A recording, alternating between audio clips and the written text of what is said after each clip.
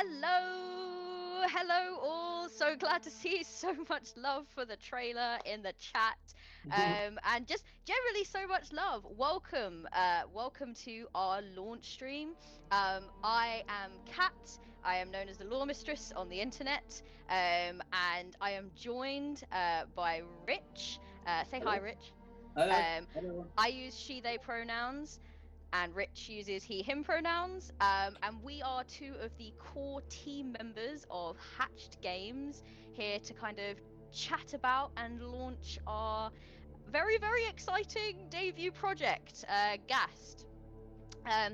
If you're here because you've been following the project along, then hello and thank you. We are really happy to have your excitement and your support, and so much. It's so nice to see so many people in the chat, like just chat. It's really nice.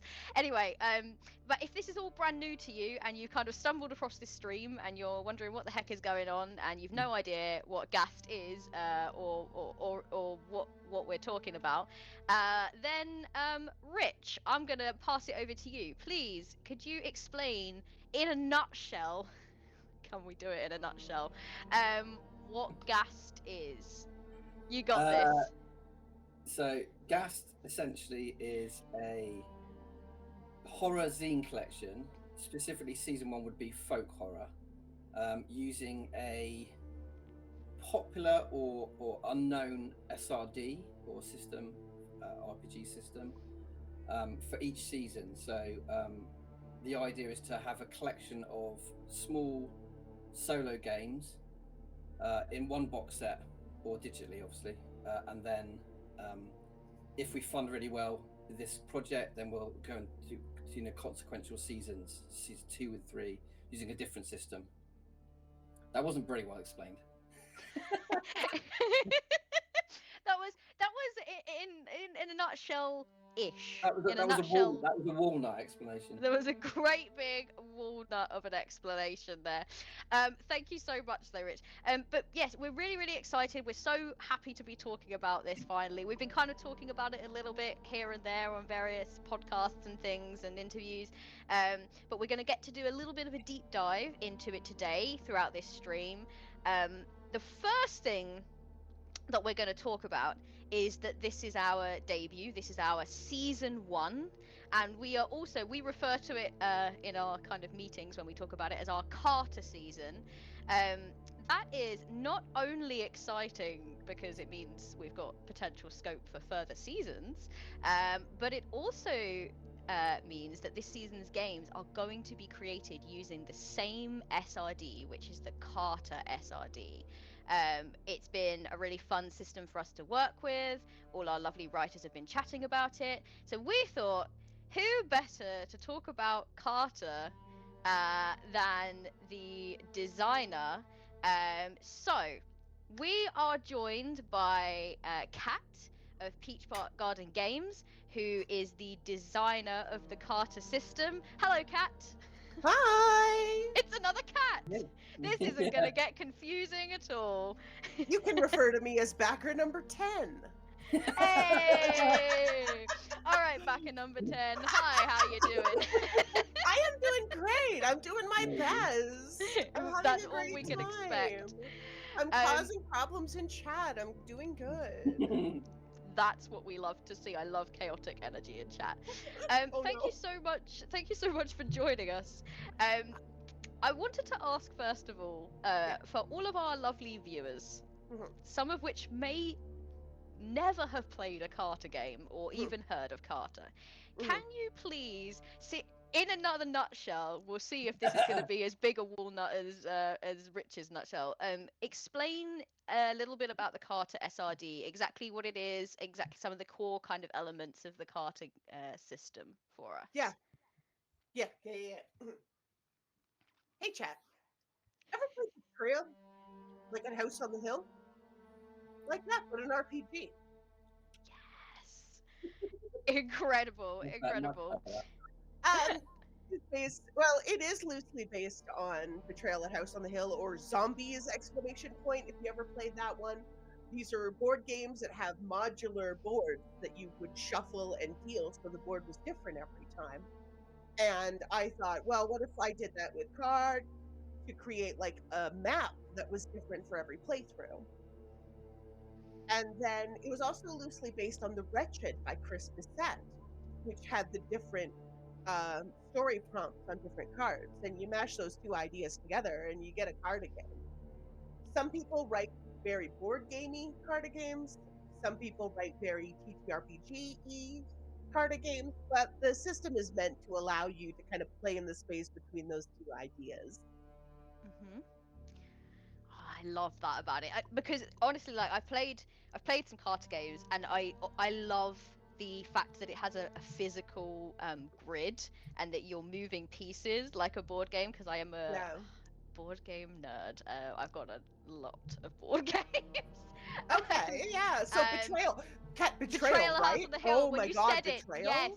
Oh my Betrayal god. of the House on the Hill is probably one of Masterpiece. my favorite board games. It's so good. I think my So favorite good. is Wingspan, but like Betrayal of the House on the Hill is an incredible board game. So when you said that, I was like, yes, That's where it came from. That's truly so where true. it came from, is Betrayal. That game is good. I don't know what to tell you, Kat. Betrayal's Incredible. good. I also have fond memories of playing zombies at a local bar with very patient staff. So With very patient stuff. I mean, my next question was, where did the idea for Carta come from? Which I guess is kind of we've just basically covered that. But was there anything that really like drove you to write it? Like, what was the moment where you were like, I'm gonna write this game? Like, what caused that, or this system, I should say? The first thing that caused that was the first thing that caused that was a winter TTRPG jam. And I thought, to write a game about winter, I'm going to write a game about my favorite snowy winter video game sequence, the Great Glacier sequence in Final Fantasy VII. I love it. I know it's a messed up part of the game, and you're right if you don't like it, but I'm wrong and I do. So So I wrote Into the Glacier, which is a very fairy tale-like game about exploring this winter wonderland.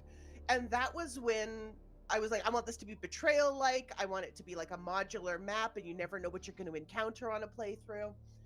And then later on, I was like, God, I want to make a Monster Hunter game. God, I love Monster Hunter.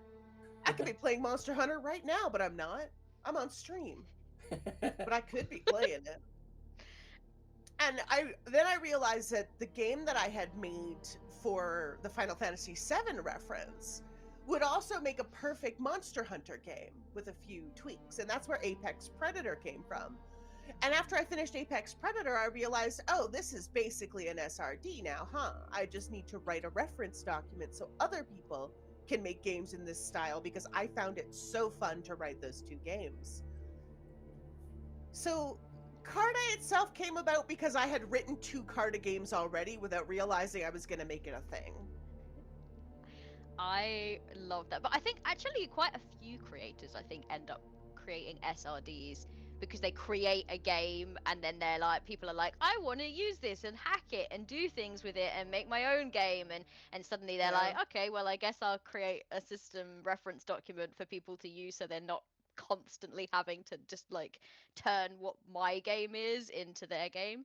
And yeah, I love your SRD because obviously my first time trying to write a game is as I've started to try to write Tan Fei for this project, and it's the first time trying to write a Carta game, and yours is so beautifully laid out and so clearly explained that I just like read it and I'm like, oh yeah, I can immediately see how this is gonna work. Oh, good. Absolutely. That's very much my goal. Very much my goal was, I had fun writing these 2 games. I should make it so that more people can write a game like this because it's fun to do. And yeah, my goal was very, very much to make it A, very user-friendly, and B, I wanted I wanted designers to be able to see where they could make changes and understand the impact those changes would make on the gameplay whenever possible. So I've heard Carta described by many people as being their first SRD they ever used to write a game. And it's been described as being very beginner friendly, which is wonderful, which is the best, which I love very, very, very much. It wasn't, my goal wasn't to make it beginner friendly, but my goal was to make it very easy to use. Mm. And the fact that so many beginners have felt confident using it has been so wonderful for me. It's like genuinely brings me a lot of joy. Because I know we talked before, well, previously to even announcing the project about doing a workshop for teenagers using the card system, Yes. kind of the base SRD, and then having the teams put their own theme across it. So a different reskinning it basically with different Yeah. themes. I still want to do that. I think that's a brilliant idea. That was going to be a great idea, I think. I love it because it's. I think that SRDs kind of in general are so expressive. I've been designing games since I was in high school, so for me, putting together mechanics is itself expression to me, because I'm very fluent in that kind of expression. I understand dice math more than lots of people, more than I should, more than it, like, but so like I speak that language, but SRDs make it possible for people who are still learning the language of game mechanics to play with it and to express themselves. Oh, and look, I'm not saying there's anything wrong with dice math. I'm saying that I know too much about it and I can never unsee what I've seen. See, that's my weakest element. So that's why I would never probably do an SRD or never even attempt to design one, because I'm definitely an ideas person and concepts person. I can put a good theme on a game, but I definitely can't design a mathematical system. Yeah, and that's a-okay, frankly. I'm of the belief that it's not as hard as people make it out to be, but I also understand that like confidence is a major factor. And I've seen a lot of Carta games that were someone's first game that made some really cool mechanical swings. Yeah. Because the SRD gave them the confidence to do dice math stuff. Yeah. In their first ever game. And that's just, that's so wonderful. That's so pleasing to me in my heart. I feel like you're probably going to have a few of these, Kat, and Rich, probably you too, because I'll be completely transparent. I have my exposure to Carta games has been quite limited up until this point. Now it's not. but it was up until the point when Rich and I first started, like, sat down and really talked about this project, and Rich was like, Carta, that's the way you got to go. Because Tanfei for me started as like, it was just I made it for the 24-word RPG jam, and that was me essentially trying to challenge myself to edit, to be able to create a game in 24 words.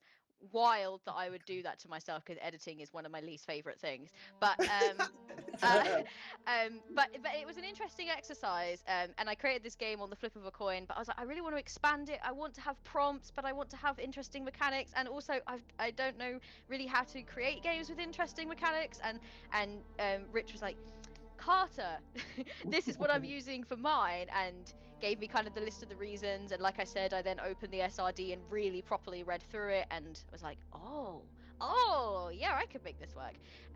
Good. What are the two of yours, and I'll start with Rich for this one. What are the two of yours favorite Carta games? Mine is hands down Dragon Dowser. I'm definitely biased. The creator of the SRD and the creator of Dragon Dowser are in this chat with me, so I just but Dragon Dowser was just so charming, and it was like an incredible first introduction to the system for me. So it can be favorite Carta games like you're proud of creating, but also that you've seen other people create. I would like to know. Well, I did a lot of research on them, but I mean, I also played a Dead Belt by the Couple of Drakes. I'm in contact with them quite a lot. They make some brilliant games. So Dead Belt was a really good one. And when I was researching Dragon Dowser. I'm just looking down the list because I got a couple of that. Oh, Into the Glacier was from Pat. Yay! Yeah, Into that was Glacier because that's kind of the fundamental one you launched with the system, isn't it? Or that kind of was like based on the system. no other way around. Was it? It Yeah? was the Oh, first. okay. It was the first Carta game before Carta was even a thing. Ah, okay, got you. Yeah, so Yeah. so that's the other one I used a lot. In Oh, terms of the base, in terms of the prompt structure, in terms of like using the different card elements. I'm Yeah, glad very that you much so. enjoyed it. And Dead Belt had a really good theme on top of it. Really interesting. I'm glad that you enjoyed it. I do have There's Dead a- Belt. It's sitting on Yeah. my shelf. Kat, your What? favorites, your favorite Oh, games. So many. Of the ones I've written, I love writing Apex Predator games. I'll write an Apex Predator game literally right now. Like I love Monster Hunter. I love my little card-based Monster Hunter series. I also enjoy Into the Glacier because of all the actual FF7 references I put in there that no one has ever called me out on, like the actual materia you can find. But, I've only just got that reference. That's interesting. Yeah. There's a fist-sized round crystal that you can pick up. Yeah, Yeah, exactly. no, it's a materia. Yeah. Yeah, it's materia. But the Carta Jam was such a wonderful experience for me, because a whole bunch of people submitted their games, including people who had never written their own games before, and it was staggering. Ivan Colucci's Remember the Land is extremely gorgeous. It's very similar to Hassan Youngdi's The Land and the People. I always get them conflated, but they're both about like mapping a region and getting to know it and the people there. Remember the Land is because the place is about to be destroyed and you're creating this like memorial map. And both of them staggering, beautiful games. It's in the Vents is a straight up Alien fan game. That's a good title. Love it. Yeah, it's straight up an Alien fan game, and like the way, I forget who did It's in the Vents, but the way they played with the map, like making sections impossible because it was destroyed or because the alien was actively there, like genuinely really lively gameplay in It's in the Vents. I love that game. That sounds great. That sounds right up my street. It's so good. Another submission to the Carta Jam that really made an impact on me was Walkin' Wag by my good friend Dorcas Sadai, because Walkin' Wag is just like you're walking a dog. Okay. And there's different dogs and they have different personalities and different behaviors. Hi, Willow. And it's got so much personality, but I'm so TTRPG brained that at no point did it ever occur to me to write one about walking dog around your neighborhood. That never would have popped into my brain otherwise. No. So it's not only a beautiful and very, very charming game, but it kind of expanded my idea of what Carta games could be. And Dragon Dowser has a special place in my heart because it's the first physical Carta game I ever owned. Oh, wow. So it's on my shelf. It's the first physical copy of a game based on yes, the dog walking game is a Carta game. It's called Walkin' Wag, and it's so good. Walkin' Wag. I need to look that one up. That's so the creativity that is in our like entire community for just taking SRDs and doing some truly like so good, because of the way that the grid is laid out for Carta, it's really just so much about a journey, but it can be like a kind of metaphorical journey, or it can be literally like a physical journey. I'm just walking around my neighborhood with my dog and this is what we see and this is what we do. I think that's like incredible that you could take it in so many different directions. Yeah. And there's also Honey Hex by Adoring Muhammad Nur, and I almost won that one at a silent auction for charity, but I was outbid, and I'm furious because I wanted to own another physical Carta game. No! I'm still mad. But that game also looks like an absolute delight, and it changes the format a little bit by being hex-based, but it's still Mhm. like Carta in its heart, and Yeah, it's very delightful. So yeah, I have a lot of favorite Carta games. Anyone who draws an attention to the fact that they've made a Carta game, I will add it to a list that's on my itch.io page.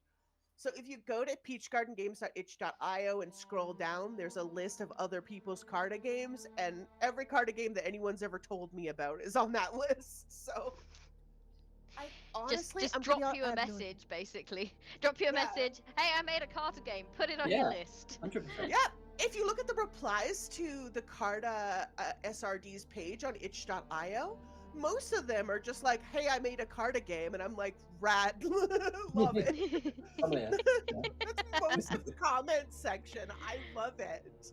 It's beautiful every That's time. amazing. Honestly, I'm gonna be honest with you. I have no idea how you make hexes out of cards. I have no clue. I have absolutely no clue. I would if I'd won that game. But we shall never know.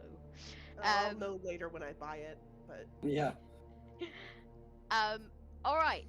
I'm going to shake things up a little bit now. As we mentioned, GAST itself is very GAST. much rooted in folk horror, so folklore and creepy, scary, spooky things. So I have a slightly off-topic question for you, Kat. I wondered if you had an interesting story or tale from around where you live, or you remember kind of loving when you grew up that you'd want to share, or do you have a favorite creature of folklore and legend? I do. I have a question though, because you're from the UK, so you might know this better than me. What's the weird little L shape that has the line through it? The weird little The L shape. Because the campaign is showing 1797, whatever those are. Is that good? Stop! Is that a good thing? Yes, yes, yes. We're what not looking Kat at. is, We're not looking at that, are we? We're not looking at that. Look, we're just trying not to look, but I'm doing a really bad job already, and you're just making it so much harder. I thought you meant a letter, and I was I'm like, being a Are you little. actually I'm don't being serious? have. a brat. Are we actually on that? Wow. Yeah, no, that's what it says. Wait, like- yeah. I'm gonna go back to it once no. we I once we can go finish back the to the segment. I'm gonna question go- now. I'm just finished being a. I Yes. just wanted to be a brat because Yes, you're nearly almost funded. I love cat brat mode. I'm loving Truly, this. it was very funny. I do know what it means. I do know it's the symbol for the British pound. Yeah. But I just So- wanted to be a Troll brat us, about basically. it. Yeah, I did. I truly did. My favorite folklore creature is, in fact, like many people, the Mothman. I love the Mothman. I think it's because of the vagaries, like the belief that the Mothman is. Yes, thank you, Mothman Club. I'm a sucker for like a sympathetic monster or like a monster, a misunderstood monster. And so a lot of the folklore revolves around this notion that maybe the Mothman is not harmful, but is actually trying to warn people of disasters, like psychically. Also fluffy, yeah. Like he's fluffy, he's shadowy, he's got those big Yeah. red eyes. But like him, a lot of the stories revolve around him trying to warn people about horrible things that are going to happen. And so I think there's something very meaningful about Mothman's stories, where it's like he's a threat, but like people just interpret him as a threat because he's so weird and not looking at like what he's trying to communicate about, like the bridge collapse, for example.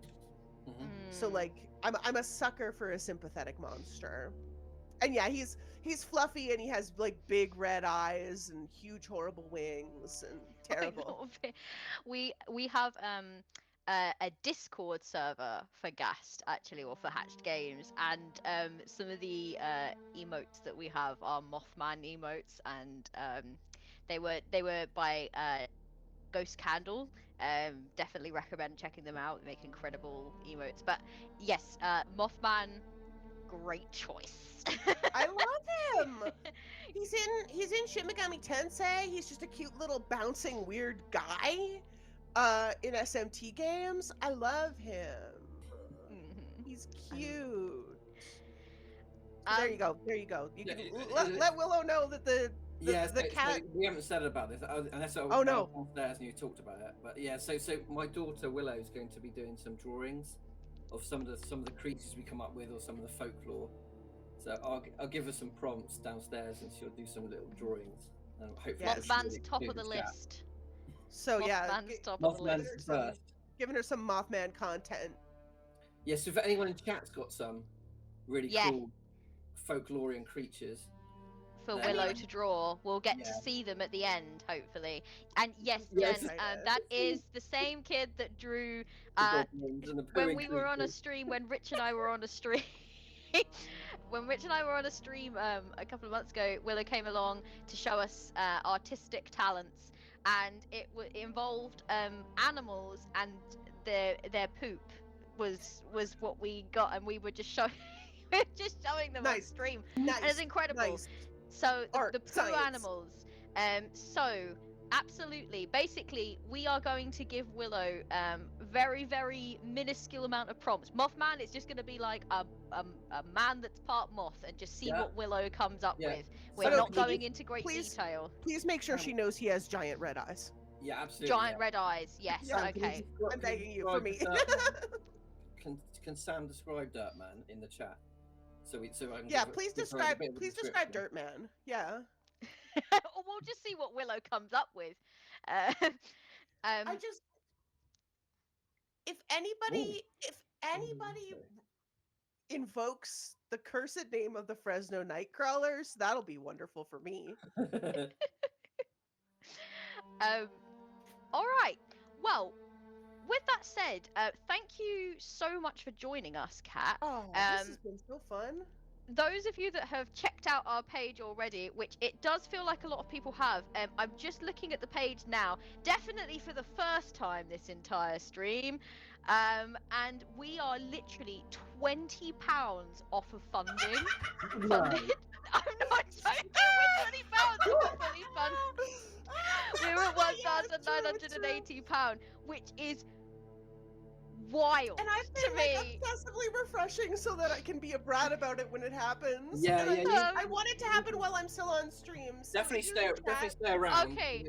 Well, I'm just gonna riff a little bit then. If you're in chat and you haven't backed yet, please give me this. I want to be obnoxious.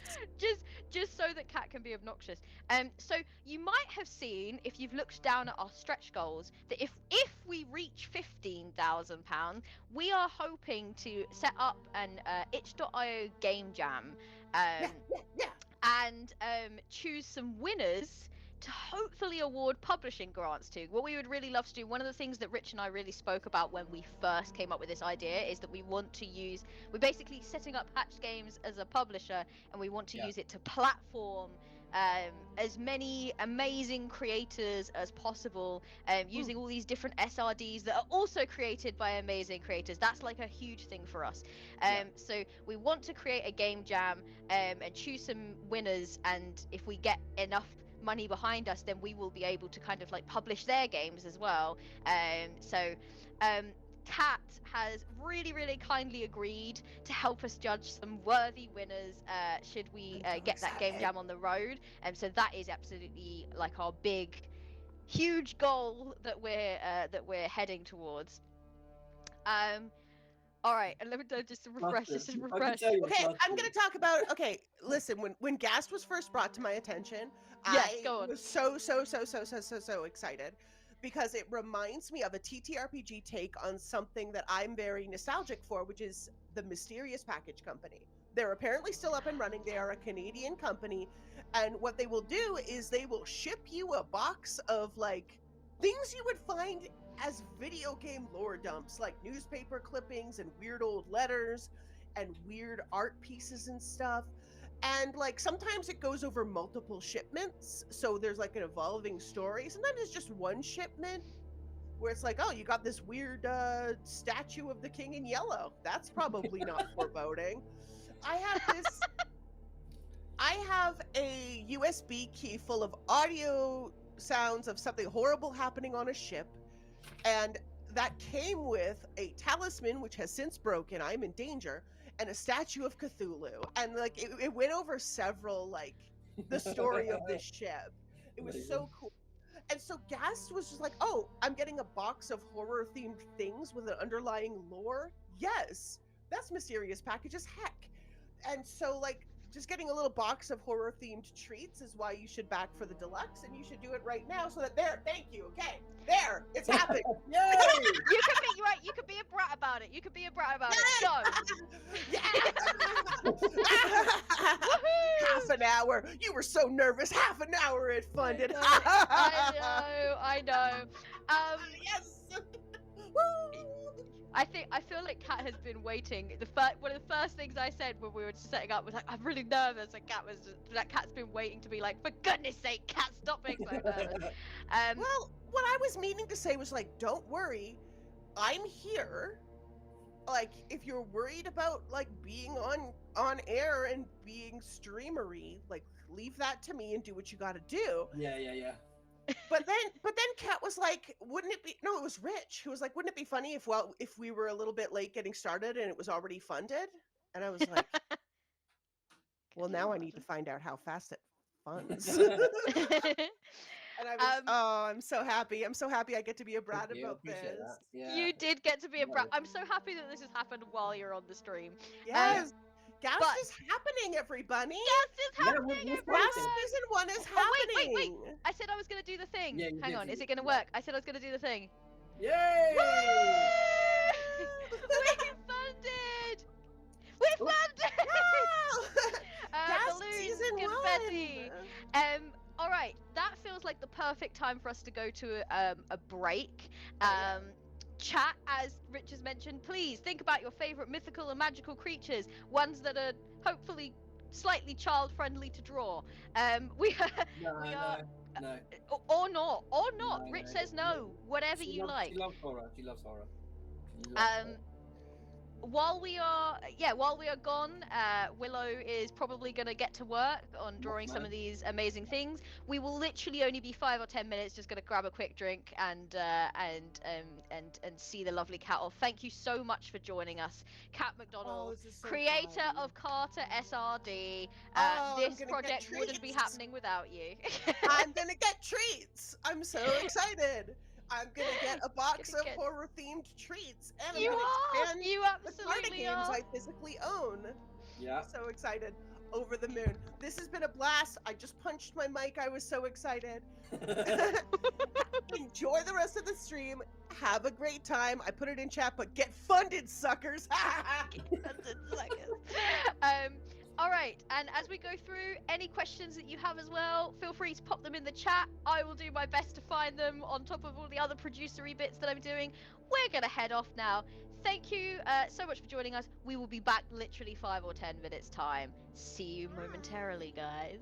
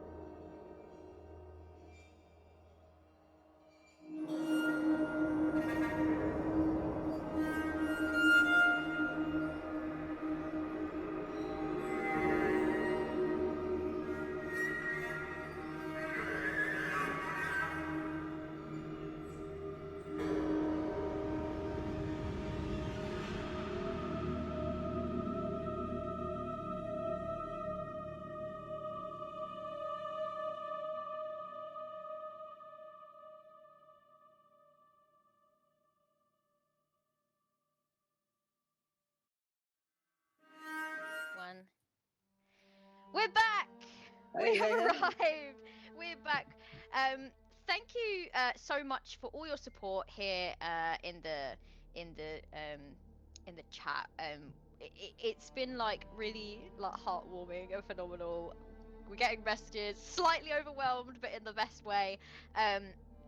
We have currently raised over 2,500, which means that we are already approaching our first stretch goal, which is at 3,000 for our first stretch goal writer, and we will be talking a little bit about the writers and the different kind of concepts that they've come up with a little bit later.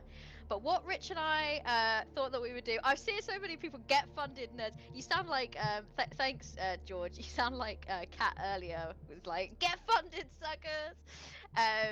Damn, I can't speak. I can't speak. I'm finding it really hard to speak, which as a streamer is probably not the best thing. So we're going to talk a little bit about GAST now, aren't we? And do a little bit more of a deep dive as to what you will find in each thing. So it is a small boxed game, hence why we ended up joining for Pocketopia. Pocketopia, they kind of pitched it as something that could fit into like a backpack. If anyone has ever seen the Mouse Ritter boxes, or like sort of how big they are, that's the kind of size that we're looking at.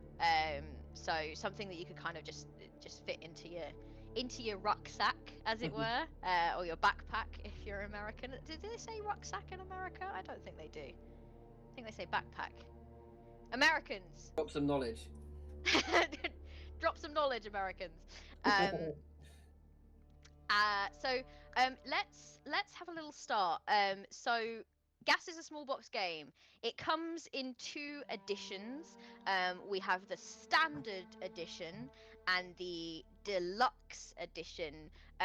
Rich, what will they find in the standard edition of our GAST game? You get the 3 core trio of core zines, so it would be Preservation Tape, Tanfei, and Undersoil, written by the core team, and then you get a deck of custom horror themed playing cards, a GAST journal which will accommodate writing and like columns for like token use or like expenditure, so like, you know, keeping all that Carta system in one place, and then a wooden dice. So just this kind of like, as Kat was saying earlier, other Kat, not me. I'm not referring to myself in third person now. Just a sort of like little box of horror themed goodies, really, but they're all the core tools that you need to play a Carta game, because Carta uses a deck of cards, it uses a journal, and it uses a dice. And like you said, the kind of trio of zines. Our deluxe edition is got a few extras in it, so there will be a playing cloth, a horror themed playing cloth for kind of a card spread, because when you play a Carta game, you spread your cards out into a grid. A sheet of punch out tokens, because you need tokens as well, they represent resources in Carta games. And our D6, instead of being wooden, will be made by Rune Fable, which we're really, really excited about. You can see like a picture of the prototype. If you head on over to our wonderful. I just at that point I was like, let me just prompt Moobot. Head on over to the GAST Backerkit page, and you'll be able to see a little photo of what that amazing dice looks like. I've got a set of Rune Fable dice. I'm a huge fan of Rune Fable, so I was very, very excited when Rich said we're gonna get Rune Fable to make our dice. Yeah, I've worked with Miles 3 times now, and all the dice are always loved. Amazing, beautiful. On top of that, you will also get a physical copy, an exclusive physical copy of a zine written by Gabriel Robinson of Glowing Roots Press, Gabriel is contributing a game, and it will be available digitally at all levels, so you'll be able to access it even if you're just purchasing the digital kind of set of games. But to get a physical copy, you will have to get hold of the deluxe edition or above. Yeah, we're really excited. Should we talk a little bit about each individual game and just kind of like give a little bit? Yeah, Should we do? absolutely, yeah. Should we do this? Kat, are those the dice I bullied you into buying? Yes, they are. They are the dice you bullied. We went to Dragon Meet, and I was cornered into buying those dice. But in the best way. I wanted to, and Jen knew this, and so knew how to get me to do it. All right, let's go down the list then. Let's start with, I guess this is the game really that kickstarted this project as an idea. Preservation Tapes, which is going to be written by you and Catherine, another member of our core team. So tell us a little bit about Preservation Tapes, Rich. Preservation Tapes started as a short story during I did an MA in creative writing, and we used to do a lot of short stories as kind of like you would design short or digestible RPGs when you start your sort of like in the industry and stuff. So we used to do a lot of short stories before we worked onto novels. And it was originally about a kid in the 1980s whose father was like lost in action in the Falklands conflict, and he finds his grandfather's like workshop, and then he finds these taxidermy tools and these tapes, which are called the preservation tapes. So it comes from that idea, and these tapes talk of him finding like a cadaver, like a dead animal, and kind of like stuffing it basically. But as he stuffs the animal, it starts to talk to him. So the fox comes alive and it starts to give him sort of like these really creepy directions and stuff. And it promises to bring his father back if he does these tasks for this fox. So that's the kind of inspiration behind it. But I've made it into a card game. It's more universal. It's about traveling to your late grandmother's house, and kind of like in exchange for the deeds to the property, you have to kind of go across this spread of cards or this like location, Christchurch, or Ash Christ rather. Ash Christ, yeah. Christ, and you have to collect materials to like essentially stuff the fox or the animal that you choose. But it's not going to be that simple because it's folk horror, so loads of stuff happens. I just thought that it would just be a nice little jolly jaunt into the countryside. Just collecting things to put inside a dead animal. What a lovely way to spend a day out, Rich. No? Yeah.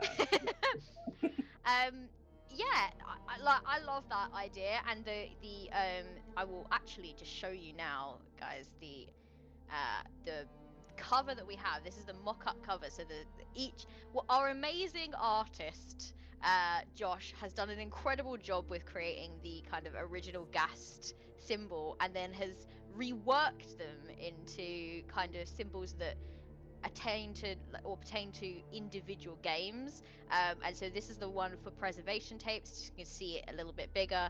I love it so much. I love the eyes in the cassette tape. I just think that's incredible. That's cool. I just think it's so cool. Obviously we've color coded them a little bit here, just to kind of make them stand out a little bit, but it just looks really cool. I'm really excited about your game, Rich. I'm so hyped. I'm so hyped. So that's number one. Can I interrupt? We've unlocked stretch goal 1. Have we already? Yes. So Kaya's game will now be produced. Yes, Kaya, or Mirrorlock, as people might know them from Blue Sky. Wow, we've already unlocked a first stretch goal. That's insane. Children of Heaven. Incredible. All right, well, let's move on to game number 2 then, and I guess I'll talk a little bit about it.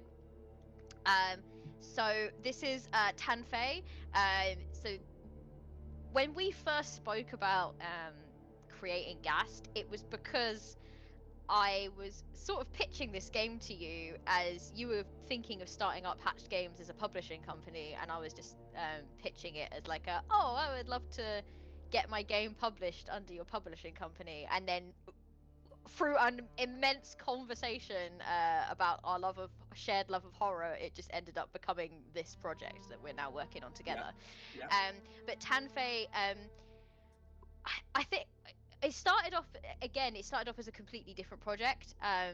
It was my first ever solo game that I wrote, but it was for the 24-word RPG Jam. So I wanted to just start to like dip my toes in, basically, to solo indie game design. And I thought, I'll just create a little game, and 24 words, it means it won't be a huge amount of scope.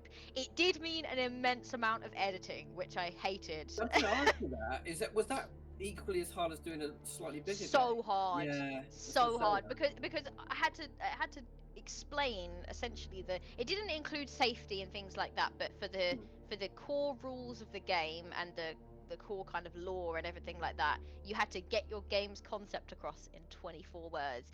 And it was difficult, let me tell you, but immensely enjoyable exercise.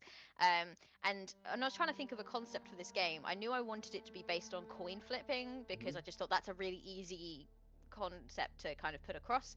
And I thought about it, and I thought, I can't even really remember what I was thinking about, but it's probably something folklorish as usual. And I must have had a conversation with someone about why, when so many people don't trust bargaining with the Fae, do we willingly give our children's teeth to fairies? The tooth fairy, the concept of just handing over teeth to the tooth fairy is just wild. I did a little bit of research into kind of tooth fairy lore. I found out that in like some countries, like France, they have a lot of their tooth fairy lore is actually it's like mice instead of fairies that come and collect the teeth. Right. And so I kind of came up with in my head this weird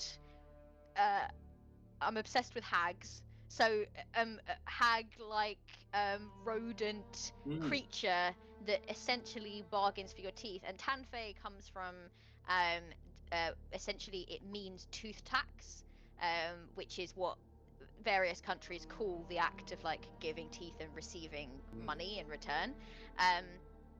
So I just kind of came up with it, and then I was like, this would be a really interesting one to do coin flipping to, because then and you kind of like flip the coin, and if heads, then you have to give up some of your teeth, but if tails, then you live to see another night. That was the kind of concept of the game. And so with the Carta, it will allow me to explore on the prompts and things like that, and make it a much more of a journaling experience. I want there to be an end game where you could end up getting yourself out of this contract with this creature if you maybe a little bit Rumpelstiltskin like discover their true name, or something along those lines, where you are able to then kind of regain power. But you barricade your bedroom. Yep, you've only got 32 teeth though, so you've not got much time. But yeah, so there's Argentina. They have the mouse Perez as the same. The mouse Perez. Ooh, okay. So yeah, in various different countries it was mice. I noticed. So, I wonder what that means. We shouldn't be trusting any mice that we see, because they are secretly after our teeth. But yeah, so that's kind of where that concept came from. I'm excited to turn it into a Carta game. I think it works really well with the Carta system, and I'll be able to find a way of kind of keeping my original mechanics, but also adding in Carta mechanics to make it a really cool game. So I'm very, very excited about that one. We'll move on then to let's just have a little. Where are we at now? Okay, yeah, cool. We'll move on then to your other game that you're kind of putting forward, which is Undersoil. So tell us about Undersoil, Rich. Well, I got a bit obsessed with the Detectorist. It's like a British kind of TV series with Toby Jones, and they play a couple of metal detectorists. It's really, it's a delightful show. It's like really quirky and kind of like, it's got brilliant humor. So the kind of inspiration, weirdly, of a horror game came from that, even though it's quite the opposite. But the idea is that you play this character. Again, you're slightly down and out. You kind of can't afford your the rent on your flat and stuff in the city. Like a lot of folk horror, it goes from like an urban area to like a kind of isolated village or like countryside. And your character has to do this task for the local museum curator, who's got this artifact in the local museum, which is essentially like a stone that's in a massive door behind like a viewing window. And you have to go out to the fields every day, and you have to detect for these artifacts. But obviously, the Carta spread of cards represents the field you're kind of metal detectoring in across. And if you find the ace in the set, you kind of find this artifact, but it's got Lovecraftian kind of like eldritch kind of powers. And every time you find this artifact or a new artifact, the whole village goes into chaos. And it creates all sorts of, starts to affect the community. Yeah, really badly. Yeah, like negatively. So then, partway through the game, you'll kind of have this like way up. Do I want to carry on and find the other artifacts, or do I want to cut my losses and scarper back to the city? Scarper back to the city and still with no money, but potentially not ending the world. Yeah, because this curator is going to give you tons of money, basically. You don't know why he's paying so much. Capitalism, the true enemy again.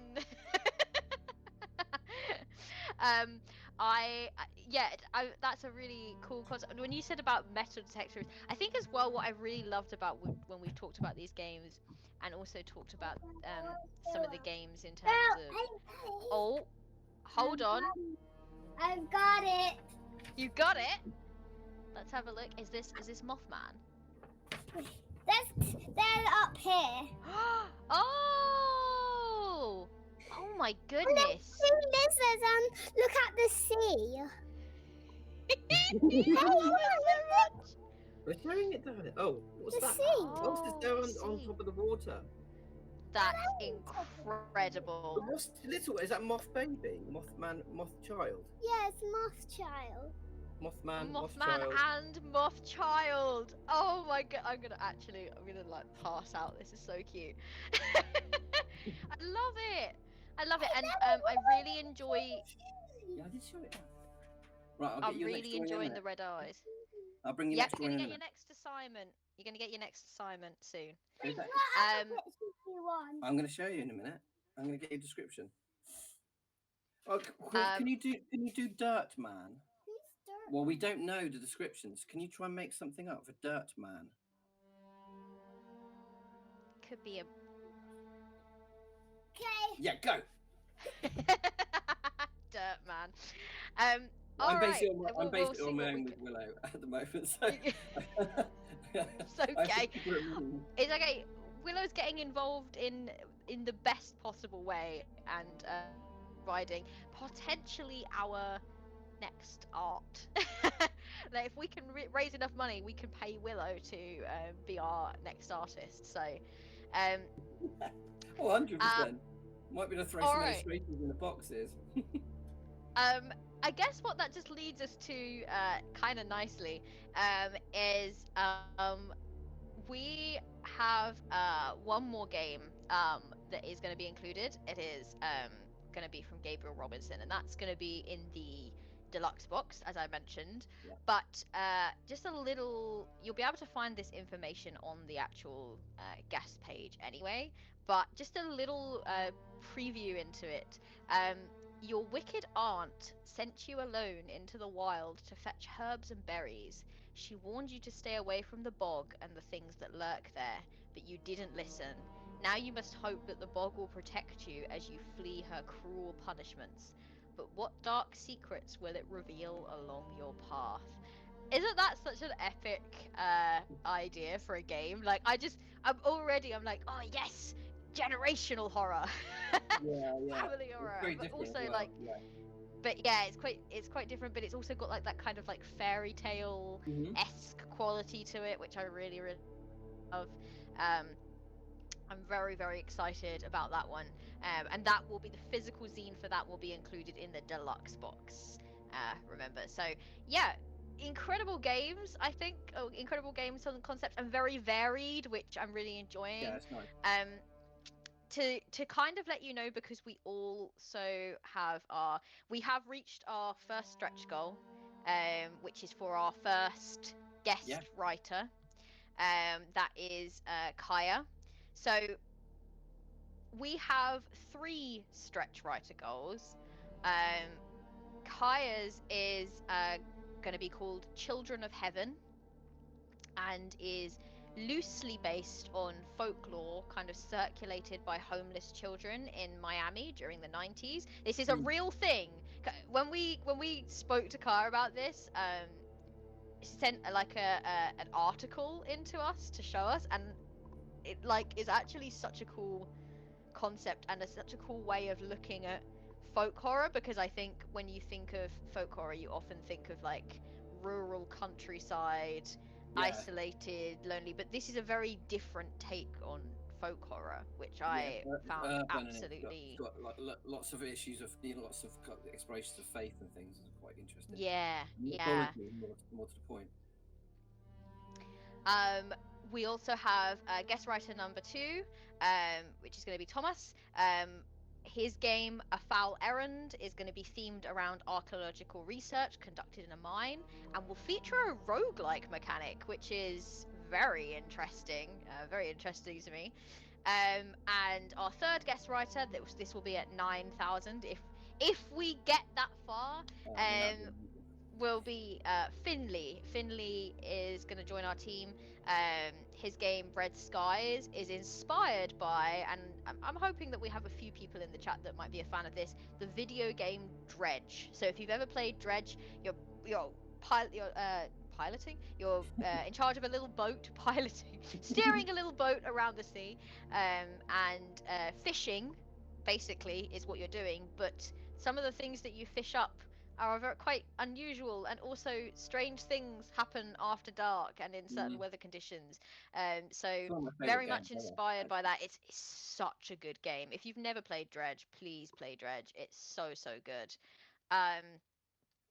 And yeah, other stretch goals include a soundtrack. We're hoping to create a soundtrack for this.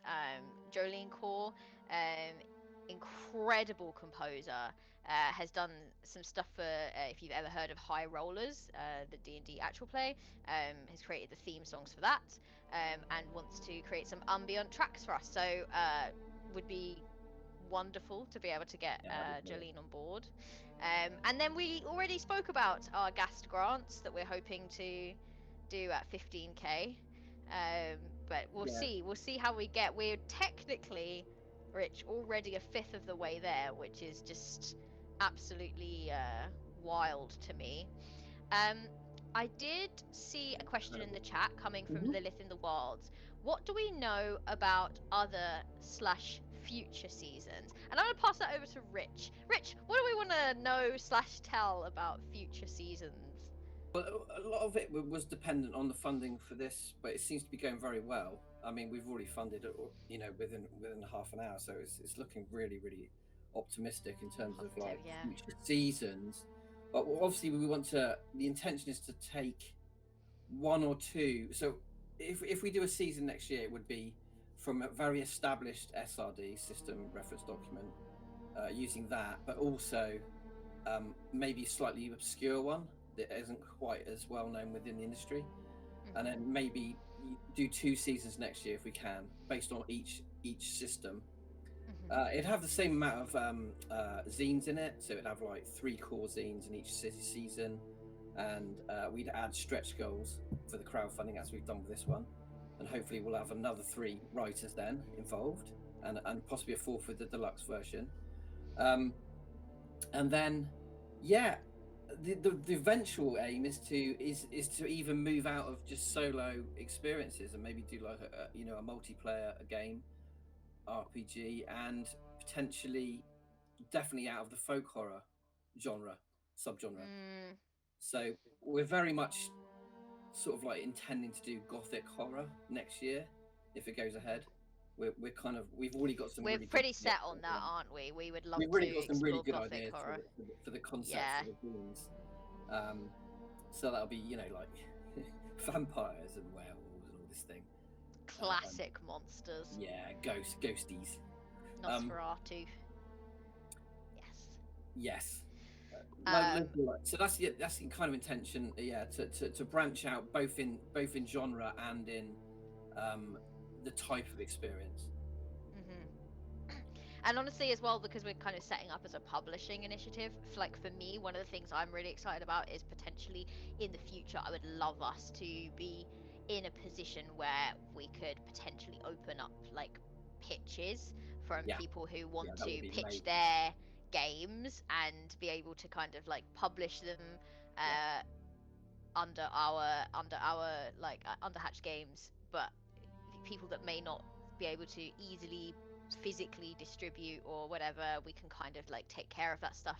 So that's something that like big long-term goals, but for me that's one of the things that I'm really excited about the idea of doing, and being able to like appear at convention spaces. I had my 1 hour covering Rich at the Hatchling Games stall. I was really nervous about it. I thought I wasn't going to be very good at it. I actually really enjoyed it. So I would love to be able to go to conventions in the future and kind of be behind a stall and chat to people about. Yeah, that's going to be my awesome. favorite thing. I think that's amazing. The other thing that I did want to talk about, we won't go on for too much longer.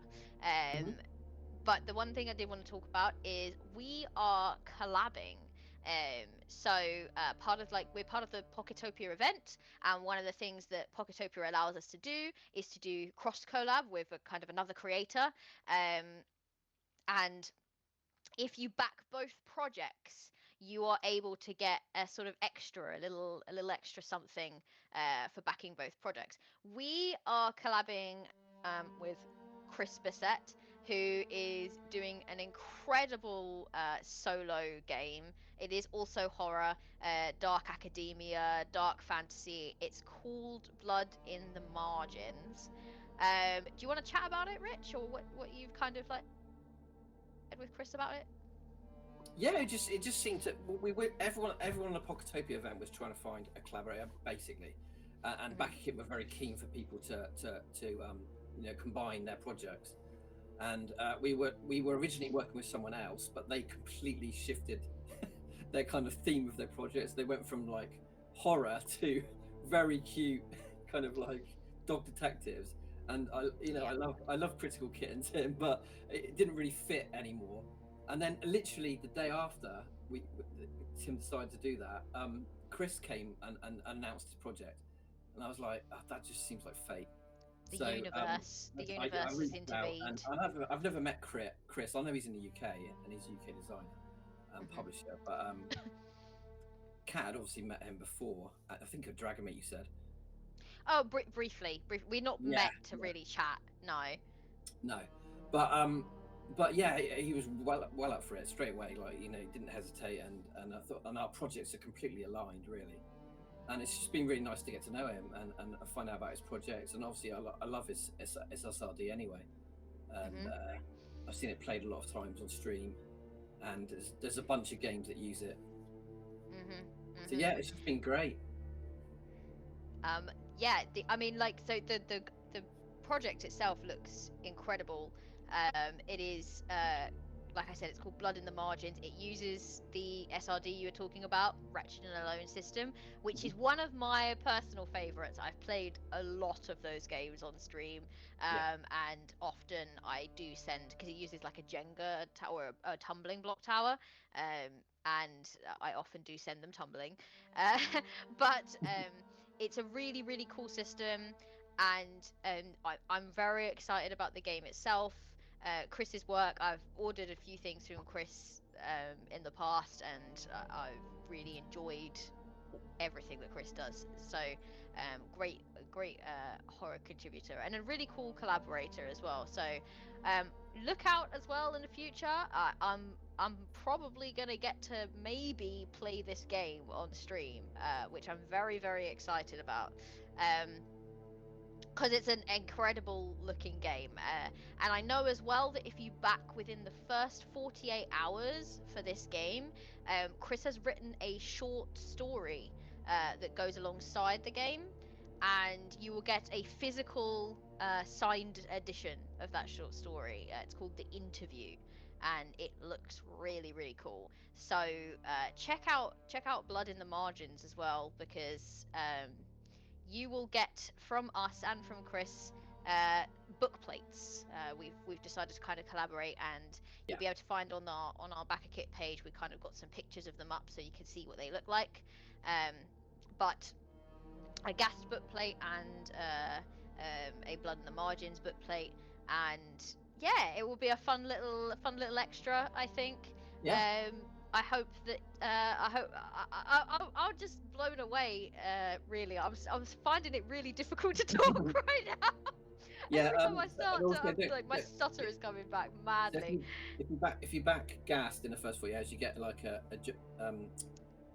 you get an exclusive print from Carly, one of our artists. It's a really Carly's cool incredible. Print. Yeah. Yeah. And that'll be in your box basically. Yeah, Carly has created a specifically for GAST design.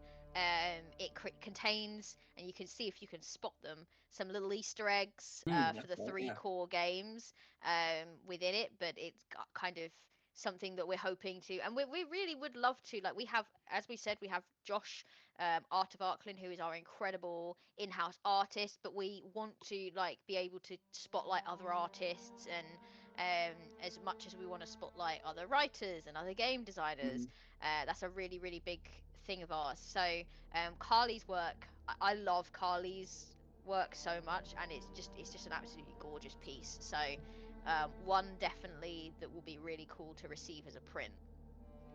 Nice. Honestly, I think that's really all that we have to talk about. Yeah. If you haven't already, and you think that any of what I've just and Rich and I have just described sounds like your jam, please head on over to our Backerkit page and give us a little cheeky back. We have already funded, which is just incredible. Thank you all so much for your support. Jen has put a something for Willow to draw, by the way, which is an umbrella cyclops. What is that? Hold on. No, this must have been said about earlier on, and I have missed it, and now I need to go back up. I'll get Willow to do a picture for Jen. And I have a monster for Willow. Oh, it's like a one-legged cyclops umbrella with a big tongue and arms. I think it's a Japanese creature. That makes sense. That makes sense. That makes complete sense. Yeah, that sounds great. I want to see that. Yes, Willow will receive assignments. Look out on our social media, I think.